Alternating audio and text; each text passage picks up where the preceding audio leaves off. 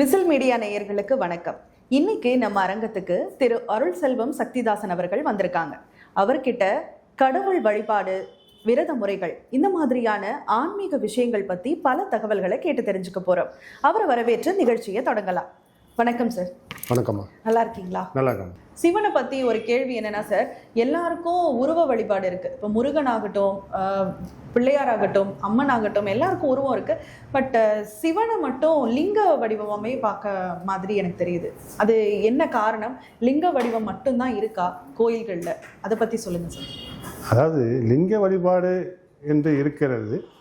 அகத்திய பெருமான் கைலாயத்திலே சிவபெருமானுடைய திருமண கோலத்தை பார்க்க வேண்டும் என்ற ஆசை அவருக்கு எல்லோரும் திருமண கோலத்தை பார்த்தார்கள், நான் மட்டும் பார்க்கவில்லை என்று பரம்பொருளான பரமசிவனை கேட்கும்போது சிவபெருமான் அவருக்கு வாக்குறுதி கொடுக்கிறார். நீ எங்கு நின்று என்னை நினைக்கின்றாயோ அந்த இடமெல்லாம் நான் திருமண கோலத்தில் காட்சியளிப்பேன் என்று சொன்னார்கள். அதே போல் சில ஸ்தலங்களில் அகத்தியேஸ்வரர் ஆலயங்கள் சென்று பார்த்துக்கின்றால் தம்பதி சமேதராக சிவபெருமான் லிங்கத்துக்கு பின்னால் காட்சியளிப்பார். அது நீங்கள் சென்னை டி நகரில் கூட அகத்தீஸ்வரர் ஆலயத்தில் இருக்குது. திருவேற்காடு கருமாரியம்மன் கோயிலுக்கு அருகாமையிலே ஒரு சிவன் ஆலயம் இருக்குது. அந்த சிவ ஆலயத்திலையும் அகத்தீஸ்வரர் வழிபட்டதால் கணவன் மனைவியாக தம்பதி கோலத்தில் சுவாமி காட்சியளிக்கிறார். இங்கு சென்று கல்யாணம் ஆவாதவர்கள் மனப்பூர்வமாக வேண்டிக் கொண்டு வில்வார்ச்சனை செய்து தீபம் ஏற்றினால் திருமண தடை விலகும், திருமணம் சீக்கிரத்தில் நடைபெறும். ஏனென்றால் அந்த அகத்தியனுக்கு காட்சி கொடுத்த திருமண கோலத்தை நாம் காண்கின்றோம் அல்லவா, நமக்கும் திருமணத்தடை நீங்கும் என்பது ஐயம் இல்லை. சரி சார், இப்போ அடுத்ததா சிவன், முருகன், பிள்ளையார், அம்மன், இந்த மாதிரி எல்லா தெய்வங்களுக்கும் பல கோயில்கள் இருக்கு. பிரம்மனுக்கு தமிழ்நாட்டிலேயே ஒரு கோயில் இருக்கிறதா தான் நான் கேள்விப்பட்டிருக்கேன்.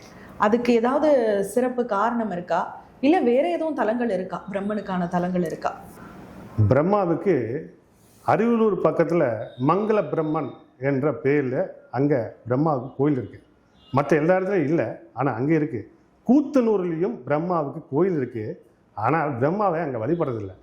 ஏன்னா பிரம்மாவுக்கு சாபம் இருக்கிறது என்பதனால் கூத்தனூரில் பிரம்மாவை மறைத்து வைத்திருக்கிறார்கள். ஆனால் இங்கே பிரம்மாவுக்கு சாபம் விலகிய ஸ்தலம், பிரம்மாவுக்குரிய சாபம் விலக்கின ஸ்தலம்னால இந்த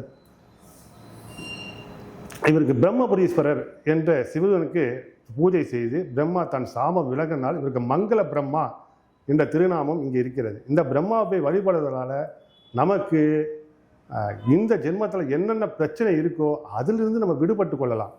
ஏன்னால் பிரம்மாவுக்கு சாபம் விலகினச்சுல, அதனால் இங்கே போய் வழிபடுங்க. பிரம்ம தோஷங்கள் இருந்தாலும் விலகும். உங்களுக்கு இந்த பிரச்சனைக்கு எதுவாக இருந்தாலும் பிரம்மாவை தலையெழுத்தே மாற்றக்கூடிய பிரம்மா இங்கே இருக்கிறார். நீங்கள் சென்று வழிபட்டு வாருங்கள், உங்கள் வாழ்க்கையில் எல்லாமே நன்மை கிடைக்கும். அடுத்ததா சார், இப்போ சமீபத்தில் சிஎம் ஒய்ஃப் கூட போயிட்டு வந்தாங்கன்னு சொன்னாங்க சங்கரன் கோயிலில் இருக்கிற ஒரு அக்னி ஸ்தலத்துக்கு. அந்த கோயிலை பற்றி சொல்லுங்கள் சார். அவங்களே அங்கே போயிருக்காங்க அப்படின்னா ஏதோ ஒரு ஸ்பெஷல் இருக்குது அப்படின்னு அர்த்தம். அந்த கோயிலை பற்றி சொல்லுங்கள் சார். பஞ்சபூத ஸ்தலங்கள் அப்படின்னு நம்ம எல்லாம் கேள்விப்பட்டிருக்கோம் இல்லையா? இதில் அக்னி ஸ்தலம் அங்கே இருக்குது. இங்கே என்ன விசேஷம்னா, அக்னி பகவானுக்கு மிகப்பெரிய ஒரு கோவில் அங்கே அமைஞ்சிருக்கிறதுனால இங்கே நம்ம சென்று வந்தோம் என்றால் எத்தனை ஒரு பிரச்சனை இருந்தாலும் அங்கேருந்து விடுபடக்கூடிய ஒரு வழி அங்கே நமக்கு இருக்குது என்பதனால தான் அந்த கோவிலுக்கு போய் பூஜை பண்ணி சுவாமிக்கு அபிஷேகம் அலங்காரம் பண்ணி நாம் அங்கே இருந்து வழிபட்டோம் என்றால் எத்தனை சிக்கல்கள் நமக்கு இருந்தாலும் அதிலிருந்து விடுபடுவதற்காக சில அக்னி ஸ்தலத்தில் நம்ம வழிபடுறோம். ஏன்னா அக்னி ரொம்ப முக்கியமான விஷயம். எல்லா வீட்டிலும் அக்னி பகவான் முதலிலே தொடங்கும். விளக்கு ஏற்றுவதாக இருந்தாலும் சரி, வீட்டிலே அடுப்பு பற்ற வைப்பதாக அக்னியை வழிபட்டு தான் நம்ம ஒரு விஷயத்தை செய்வோம். நம்ம வீட்டில் ஒரு ஹோமம் நடத்தினாலும் அங்கேயும் அக்னியை முதல்ல பிரதானமாக வழிபட்டுட்டு அதுக்கப்புறம் அந்த ஹோமத்தில் எல்லாமே நம்ம சேர்க்குறோம் இல்லையா?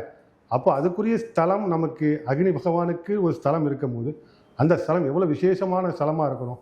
அந்த ஸ்தலத்துக்கு போனால் நமக்கு என்னென்ன பிரச்சனைகள், உடல் பிரச்சனைகள், உடல் உபாத பிரச்சனைகள், இல்லை பதவி பிரச்சனைகள், பல பிரச்சனைகள்லாம் இருக்கும். அந்த ஆலயம் சென்று வழிபட்டோம் என்றால் இந்த பிரச்சனையிலிருந்து விடுபடலாம். அதுக்காக தான் இந்த அக்னி பகவான் ஆலயம் இருக்குது. சரி சார், அடுத்ததா சமீபத்தில் கோயம்புத்தூரில் ஒரு போலீஸ் வந்துட்டு சிவன் கோயிலோட நடை சாத்தினதுக்கப்புறம், அதாவது நடையை சாத்தி அந்த சாவியை பிரம்மன் சாரி அது யார் வன்மோர் போயிடலாம் சார். அடுத்ததா இப்போ சமீபத்தில் நடந்தது கோயம்புத்தூரில் ஒரு போலீஸ் வந்துட்டு சிவன் கோயிலோட நட சாத்தினதுக்கு அப்புறமா பைரவர்கிட்ட கொண்டு போய் சாவியை வச்சுட்டாங்களாம். அதுக்கப்புறம் அவரோட இன்ஃப்ளூயன்ஸை பயன்படுத்தி நட சாத்தினதுக்கு அப்புறம் கோயிலுக்குள்ள போனாரு, சாமி கும்பிட்டாரு அப்படின்னு சொல்றாங்க. அவருக்கு ஏதோ பிரச்சனைன்னு சொல்லிட்டு போய் சாமி கும்பிட்டுருக்காரு. இப்போ அது ஒரு பெரிய பிரச்சனையா மாறி இருக்கு. இப்போ இதனால கோயில் அசுத்தம் அடைஞ்சிட்டதா இல்லை அதுக்கு எதுவும் பரிகாரம் பண்ணணும் அப்படின்னு ஒரு தரப்பினர் பேசிட்டு இருக்காங்க. ஒரு தரப்பினர் வந்துட்டு இது பிரச்சனைன்னு அவர் போனாரு, இதை ஏன் பிரச்சனை பண்றீங்கன்றாங்க. இது கரெக்டா? இதனால எதுவும் பாதிப்பு இருக்கா சார்? அதாவது ஆலயம் அர்ச்சகர்களால் அது நள்ளிரவு பூஜை முடிந்ததோ இல்லை உச்சிக்கால பூஜை முடிந்தோ அந்த ஆலயத்துடைய சாவியை பைரவரிடத்தை வைத்துவிட்டால் மீண்டும் நடை திறப்பது முன் மீண்டும் பைரவரிடத்தை உத்தரவு வாங்கி அந்த சாவியை எடுத்துகிட்டு போய் சுவாமியை திறப்பதாக ஐதீகம். அவருக்கு என்ன பிரச்சனை என்பதை நமக்கு தெரியவில்லை. ஆனால் இதை போல் தவறுகளை நீங்கள் செய்யாதீர்கள். ஏன்னா ஆலயத்தை ஒரு முறை நாம் நடையை சாத்தி விட்டோம் என்றால் அங்கே இறைவன் ஓய்வெடுப்பதாக ஐதீகம். நம்ம 1000 பிரச்சனை இருக்கட்டும், அப்படி நடை சாத்தி இருந்தால் வெளியிலிருந்தே நீங்கள் இறைவனை வழிபடுங்கள். இறைவன் எல்லா இடத்திலும் எங்கும் நீத்திருப்பான் என்று சொல்வார்கள் இல்லையா? அவர் ஆலயத்தில் கதவை மூடிட்டா மட்டும் நம்மளை பார்க்க போவதில்லை என்பதை நீங்கள் நன்றாக உணர வேண்டும். அது யாராக இருந்தாலும் சரி, இறைவனை நாம் மனதாக நினைத்து வழிபட்டோம் என்றால் நமக்கு பிரச்சனை இருந்தால் விலகிதான் செல்லும். ஏன்னா விலகிறது தான் நம்ம இறைவனுக்கு போய் வழிபடுறோம். நமக்கு கஷ்டம், அதுக்காக நம்ம உள்ளே போய் பார்த்தால்தான் நடையை சாத்தி விட்டேன், நான் தரப்பேன், என் பவர் இருக்கிறது என்று நீங்கள் செய்து என்றால் இறைவன் அவன் பவரை காட்டினால் நாம் யாருமே தாங்க முடியாது. அதனால் இறைவன் அவரை நடை சாத்தியிருந்தாலும் நாம் வெளியிலிருந்து மானசீகமாக இறைவா இன்று என் பிரச்சனையுடன் உன்னை வந்திருக்கிறேன், அந்த பிரச்சனை தீர்ந்த பிறகு நான் உன்னை பார்க்க வருகிறேன் என்று மனதார வெளியிலிருந்து பிரார்த்தனை பண்ணிக்கொள்ளுங்கள். உங்களுக்கு எந்தவித சங்கடமும் இல்லை, இவ்வளவு பெரிய பிரச்சனைக்கு ஆளாக போவதும் இல்லை. சார், முக்கியமா இப்போ வந்து நடிகர்கள்ல இருந்து அரசியல்வாதிகள்ல இருந்து நிறைய பேர் பார்க்க முடியுது, இந்த கருங்காலி மாலை அப்புறம் ஸ்படிக மாலை இந்த மாதிரிலாம் போடுறாங்கல்ல. இது வந்து யார் வேணாலும் போட்டுக்கலாம் அப்படியா, இல்லை குறிப்பிட்ட இவங்க தான் போடணும், அதுக்கு வேண்டுதல் வச்சு போடணும், அந்த மாதிரிலாம் எதுவும் இருக்கா சார்? கருங்காலி மாலை செவ்வாய் அனைவர்களுக்கு எல்லாமே போடலாம். ஸோ முருகப்பெருமானுடைய ஆசீர்வாதம் பெற்றது. வராகி கையில் வச்சிருக்கார். இந்த கருங்காலி மாலை யாரெல்லாம் போட வேண்டும், யாரெல்லாம் போட வேண்டாம்.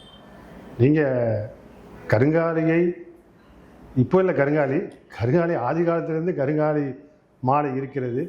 ஆனால் அப்போது சிவ அடிகளாரும் சரி, அப்போது வாழ்ந்த முனிவர்களும் சரி கருங்காலியை போட்டதில்லை. உத்ராட்சயம், துளசி இப்படி போட்டு வழிபட்டிருக்கிறார்கள். இப்போது இந்த ட்ரெண்ட் ஆகிவிட்டது. புதுசாக இந்த கருங்காலியை போட்டால் நம்ம வாழ்க்கையில் ஏதாவது மாற்றம் ஏற்படாதா? மாற்றம் ஏற்பட வேண்டும் என்று நினைத்து போடுவர்கள் போட்டுக்கொள்ளுங்கள். செவ்வாய் அனுகிரகம் இருந்தால் இந்த கருங்காலை வேலை செய்யும். செவ்வாய் அனுகிரகம் இல்லை என்றால் கருங்காலை மாலை அழகு மாலையாக மட்டும்தான் இருக்கும். சரி சார், அப்போ மாலைக்கு ஓகே.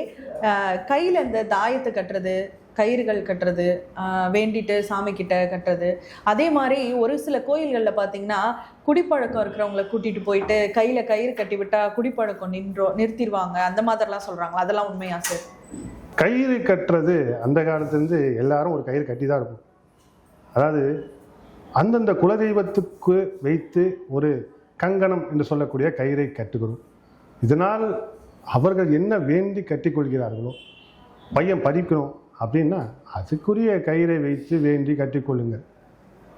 மதுவை நான் குடிக்க மாட்டேன் இது அப்படின்னா சில ஆலயங்கள் இப்போ கட்டுறாங்க. அந்த முனீஸ்வரன் கோயிலில், கருப்பண்ணசாமி கோயிலில், பல கோயிலில் கட்டுறாங்க. அதனால் அது கட்டி அவர்கள் மனநிலை மாறினால் இறைவன் அனுகிரகம் இருக்கு என்ற நம்பிக்கையுடன் அவர் கட்டிக்கொள்ளலாம். கயிறு கட்டுவதால் நமக்கு எந்த பிரச்சனை தீரப்போகிறது என்பதை நீங்கள் தான் அது பார்க்க வேண்டும். கயிறால் ஒரு மாற்றமும் ஏற்படாது. கயிறு நம்மளுடைய கங்கணம் என்று சொல்லக்கூடிய பக்தியின் அடையாளம். அதை நீங்கள் நல்ல விஷயத்துக்கு உபயோகப்படுத்திக் கொள்ளுங்கள். நல்லது நமக்கு நடக்கும். கயிறினால் பல பலன்கள் நமக்கு கிடைக்க வேண்டும் என்றால் திருப்பதிக்கு போனால் கூட கருப்பு கயிறு வைப்பாங்க. சில குலதெய்வம் கோயிலுக்கு போனால் மஞ்சள், குபேரன்கிட்ட பச்சை, இப்படி ஒவ்வொரு ஆலயத்துக்கும் ஒவ்வொரு கயிறு இருக்குது. அந்த கயிறை வாங்கி நீங்கள் கட்டிக்கொள்ளுங்கள். அந்த கட்டிக்கொள்வது கயிறை வந்து 1 மாதம் வரைக்கும் தான் அந்த கயிறுடைய பலன் கிடைக்கும். அதன் பிறகு அந்த கயிறு பலன் இருக்காது. நீங்கள் மீண்டும் கயிறு வாங்கி தான் கட்டி வாங்கணும். இன்னும் இது 1 மாதம் தான் அந்த கயிறு பவர் இருக்கும்னா, ஆமாம் அந்த கயிறுக்கு 1 மாதம் தான் நீங்கள் அந்த பவர் இருக்கும். நீ அதுக்குள்ளே உன் மன ஆற்றல்கள் எப்படி வேணாலும் மாறிக்கொண்டே இருக்கும் அல்லவா? அதனால் 1 மாதம் வரைக்கும் தான் அந்த கங்கணம் வேலை செய்யும். குறிப்பாக 48 நாள் நீங்கள் மீண்டும் அந்த ஆலயத்துக்கு சென்று நீங்கள் மீண்டும் ஒரு கயிறை வாங்கி கட்டிக்கொள்ளுங்கள், நல்லது நடக்கும். அடுத்ததா சார், இப்போது பீரியட்ஸ் ஆச்சுன்னா கோயிலுக்கு போகக்கூடாது அப்படின்னு ஒரு வழக்கம் இருக்குது. ஆனால் கர்நாடகாவில் ஒரு கோயிலில் வந்துட்டு இந்த பீரியட்ஸ் ஆகிற மாதிரியே ஒரு சாமி இருக்கிறதா கேள்விப்படுறோம். அந்த கோயிலை பற்றி சொல்லுங்கள் சார். இப்போ அம்மனுக்கு சக்தி பீடங்கள் 54 சக்தி பீடங்களில் அவருடைய ஒவ்வொரு பாகங்கள் விழுந்த இடங்கள் தான் ஒவ்வொரு சக்தி பீடங்களாக இன்று இருக்கிறது. அதிலே அன்னையுடைய அந்த ரூணி பாகம் விழுந்த இடம்தான் இந்த கர்நாடக மாதத்தை வழிபட்டு கொண்டிருக்கிறார்கள். இங்கே மாதந்தோறும் அன்னைக்கும் பெண்கள் ஒதுங்குவது போல் அவளும் இன்றும் ஒதுங்கி கொண்டு தான் இருக்கிறார். அதனால் நமக்கு இது வழிபடக்கூடிய ஸ்தலம். இறைவனை அங்கு சென்று வழிபடுவதால் நமக்கு அங்கு என்ன பிரச்சனை, சில பெண்களுக்கு அந்த கரெக்டான நேரங்களில் வரக்கூடியாத பிரச்சனைகள்லாம் இருக்கும், சில பேருக்கு கருத்தரிக்க முடியாத பிரச்சனைகள் இருக்கும். இதையெல்லாம் தீர வேண்டும்னா இந்த அன்னையை போய் வழிபடுங்கள், உங்களுக்கு அந்த உபாதையில் உள்ள பிரச்சனைகள் தீரும். இது அன்னை சக்தி பீடங்களிலே ஒன்று. சார், ஆன்மீகம் தொடர்பாக நிறைய விஷயங்களை எங்கள் கூட பகிர்ந்துட்டதுக்கு ரொம்ப நன்றி சார். மீண்டும் ஒரு நிகழ்ச்சியில் சந்திக்கலாம். நன்றி.